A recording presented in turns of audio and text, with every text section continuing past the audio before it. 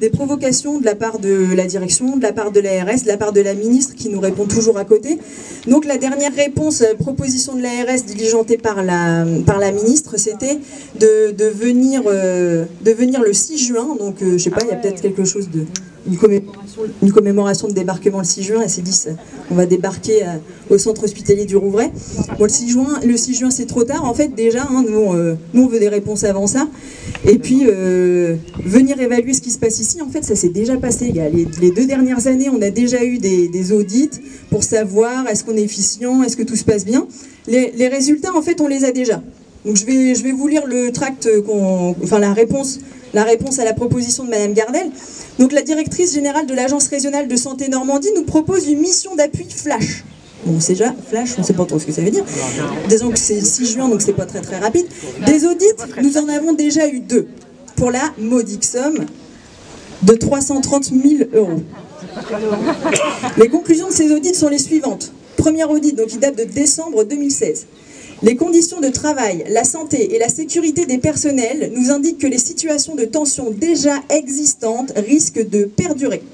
Les risques professionnels pointés tout au long du rapport sont susceptibles de perdurer dans la future situation, à savoir des situations de surcharge de travail, le sentiment de ne pas pouvoir faire un travail de qualité, l'exposition des agents au travail isolé, l'exposition des agents au risque agression, une dégradation de la relation soignant-soigné.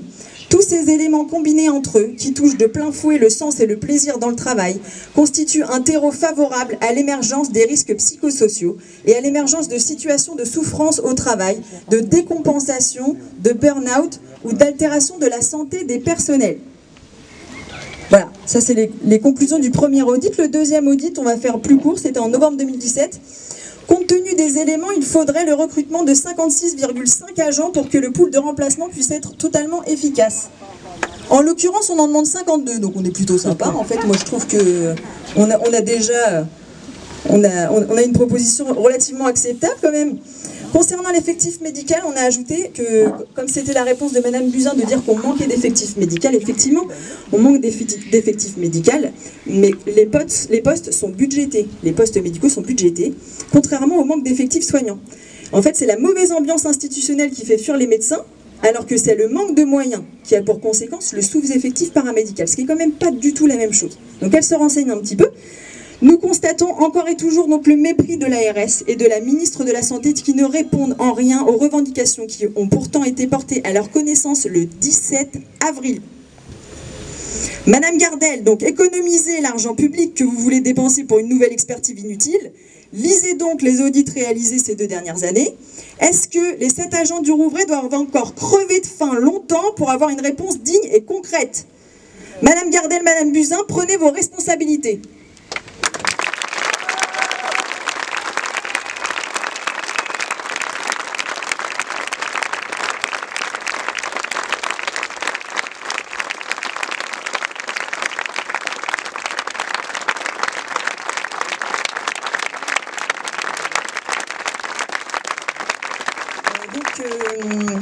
Étant donné la situation à ce jour,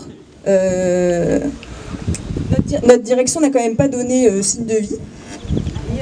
Et, dans ses prérogatives, elle a quand même la responsabilité de la santé physique et morale des agents qu'elle emploie.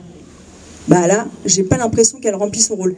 Donc, on va aller un petit peu rappeler son rôle et se présenter dans l'administration pour qu'elle assure ses prérogatives, qui sont donc la responsabilité de la santé physique et psychique des personnes qu'elle emploie.